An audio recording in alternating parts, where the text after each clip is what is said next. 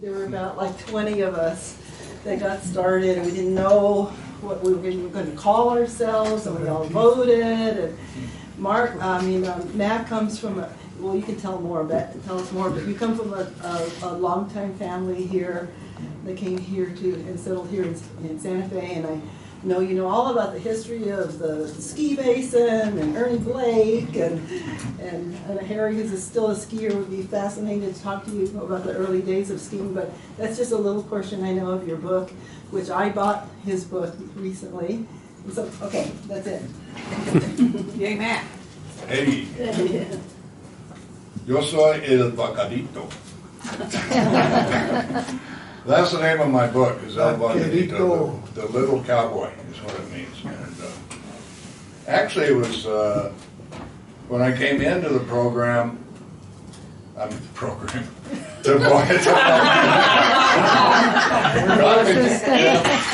my name is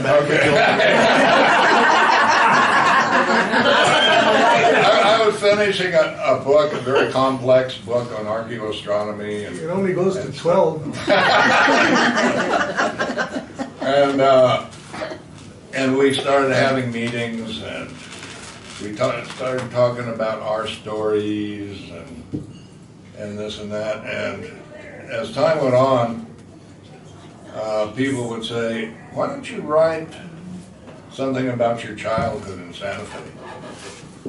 And I thought about it and didn't do anything about it. And then finally, for some reason, a few months ago, I said, well, I think I'll start doing that. So the trick with writing is starting. And so I started the first paragraph.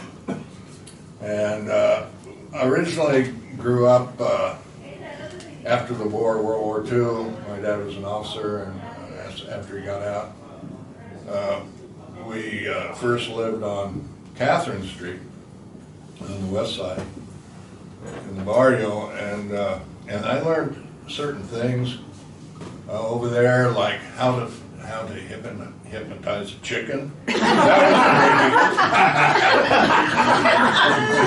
was and then there was an acequia that ran at the end of Catherine, and we were warned never to play in that ditch. So immediately we play in the ditch, and dig little caves in the side of the ditch. And one time I heard this sound, and I couldn't figure out what is this sound. So I looked up ditch, and here came the water, and it was being pushed. It was pushing tumbleweeds in front of it, and we just immediately leaped out of the acequia and followed it along and watched it, and this brown water go by, and thought that was so cool, and went back to the house and told Mom about this, and immediately we got in just huge trouble, But it was these little instances that I chose a child's voice when writing this book. I wanted to make it very simple and childlike, so the reader would go back into their own childhood and see what, and imagine how they lived in Santa Fe in the 50s, early 50s, and most of us are of that age group. So this book goes from there to Toledo, in the history of the Toledo mines, and we had a summer home up there, and it started out very primitive and with no running water and all of that. And we just loved it at the time. It took like a half a day to get from Santa Fe up to Holy Ghost Canyons, which is in Toledo. But I found that very interesting. And like I said, there was no running water. We had a cable system that go into Holy Ghost Creek to where we would get our water. Well, I talk about those primitive conditions and the mine site of Toledo, which was on Willow Creek. And there's actually a town there, and how people used to live in the 50s, and how my dad and his buddies would take there was a tramway that ran from Toledo all the way to Los Alamitos, which is near Pecos. And they would ride in the ore buckets, you know, and the tramway, sneak on the ore buckets and stuff and do those kind of hijinks as they were growing up. And as I grew up in the mountains during the summers, I got to know the Lay family very well, and Happy Lay and his wife Delphina had a dairy right in Toledo, and they used to rent out horses and stuff, so I got to know that family pretty well and actually worked for Happy for a while as a wrangler. And during that time, I got totally familiar with the Pecos High Country.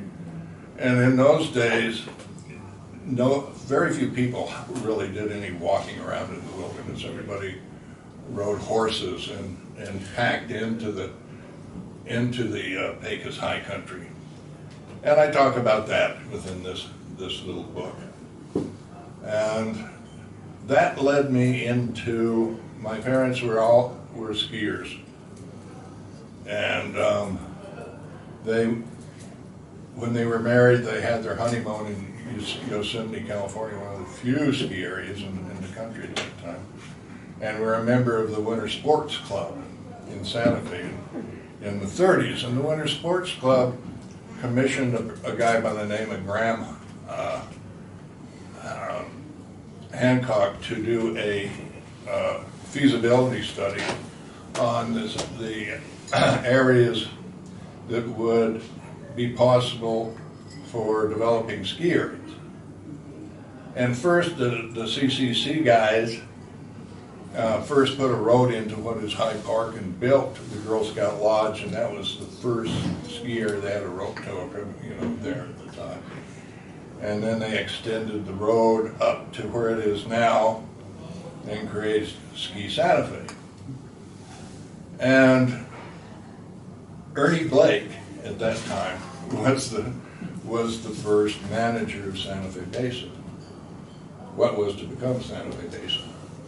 And he did that for a couple of years, and then he and his wife and Pete Totemoff decided to go to one of the areas that was defined in this feasibility study, Twining.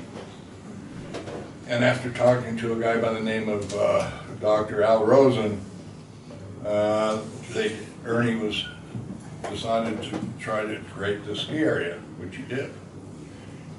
And,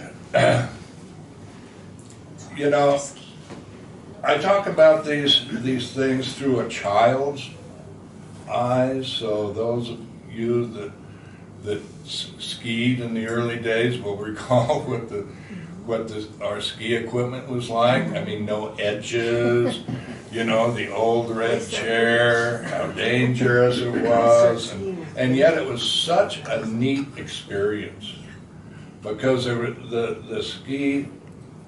the people that skied were like an extended family, and we were doing something dangerous, and it was exciting, and everybody loved it, and those are the kind of remembrances that I tried to